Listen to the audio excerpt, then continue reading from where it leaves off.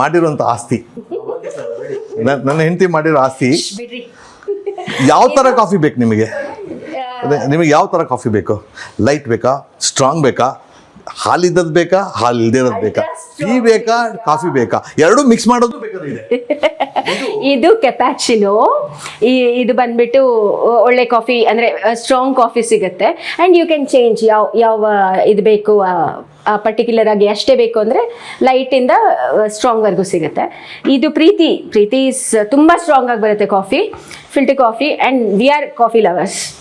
12 ಗಂಟೆ ರಾತ್ರಿ ಕೂಡ ಕಾಫಿ ಕೊಟ್ಟರೆ ಎದ್ದು ಕೂತ್ಕೊಂಡು ಕಾಫಿ ಕುಡಿತೀವಿ ಆ ಥರ. ಸೊ ಇದು ಪ್ರೆಸ್ಟೀಜ್ ಏನು ಅಂತಂದರೆ, ತುಂಬ ಜನ ಬಂದಾಗ ಕಾಫಿ ಬೇಕಾಗತ್ತೆ ಅಂದವಾಗ ಇದರಲ್ಲಿ ಹಾಕಿಬಿಟ್ಬಿಟ್ರೆ ಒಂದಷ್ಟು ಜನಕ್ಕೆ ಆಗುತ್ತೆ. ಆ್ಯಂಡ್ ಪರ್ಕ್ಯುಲೇಟರ್, ಇದು ಕಾಫಿ ಬಂದುಬಿಟ್ಟು ಇದರಲ್ಲೇ ಆ್ಯಕ್ಚುಲಿ ಕಾಫಿನೂ ಮಾಡ್ಕೋಬೋದು. ಹಾಲು ಇದ್ರೊಳಗಡೆ ಇಲ್ಲಿ ಹಾಕಿದರೆ ಕೆಳಗಡೆ ಇಲ್ಲಿ ನೀರು ಹಾಕಿ ಮಧ್ಯದಲ್ಲಿ ಕಾಫಿ ಪುಡಿ ಹಾಕಬೇಕು. ಮೇಲ್ ಬರುತ್ತೆ, ಅದು ಮೇಲ್ ಬಂದು ಕಾಫಿ ಆಗಿ ರೆಡಿ ಬರುತ್ತೆ. ಪರ್ಕ್ಯುಲೇಟರ್ ಅಂತ. ಸೊ ಇದರಲ್ಲಿ ಏನು ಅಂದರೆ ಗ್ಯಾಸ್ ಮೇಲೆ ಇಡ್ಬೋದು. ಗ್ಯಾಸ್ ಮೇಲೆ ಇಡುವಾಗ ಏನು ಅಂತಂದರೆ ಇಲ್ಲಿ ಕಾಫಿ ಹಾಕಬೇಕಾಗತ್ತೆ.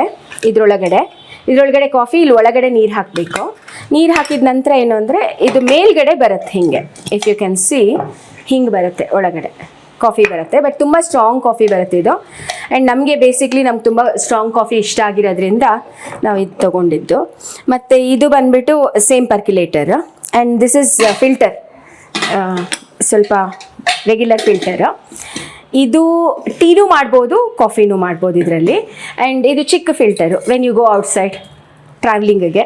ಆ್ಯಂಡ್ ಇದೆಲ್ಲ ಇದು ಬಂದುಬಿಟ್ಟು ಫ್ರೆಂಚ್ ಪ್ರೆಸ್ ಅಂತಾರೆ. ಸೊ ಇದು ಹಿಂಗೆ ಕಾಫಿ ಪುಡಿ ಇಲ್ಲಿ ಹಾಕಿ ಪ್ರೆಸ್ ಮಾಡಿದರೆ you'll get the best fresh coffee ಸಿಗುತ್ತೆ. So this is my coffee maker collection, my pocket expenditure collection. ಇದು ಹೆಂಗೆ ಅಂದರೆ ಇದೆಲ್ಲ ನೋಡಿದ ತಕ್ಷಣ ಕಾಫಿ ಡೆಫಿನೆಟ್ ಆಗಿ ಕುಡಿಬೇಕು ಅನ್ಸುತ್ತೆ. ಯಾಕಂದ್ರೆ ತಲೆನೋವು ಬರುತ್ತಲ್ಲ, ಅದಕ್ಕೋಸ್ಕರ ದುಡ್ಡು ಖರ್ಚು ಮಾಡಿದ್ರೆ.